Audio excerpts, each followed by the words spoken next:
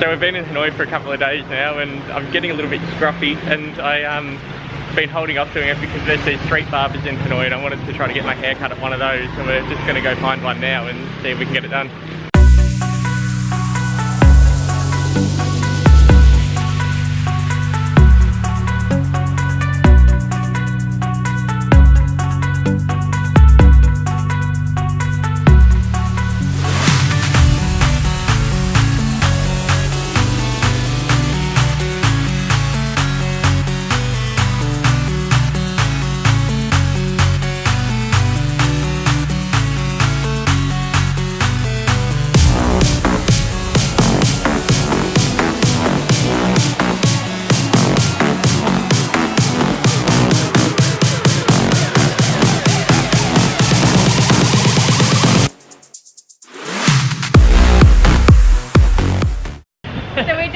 We just came from Rory's haircut.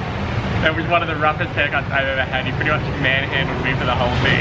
But I think it looks pretty awesome. Yeah, it's one of the best haircuts I've ever had. And it only cost me 100,000 dong, which is about $5.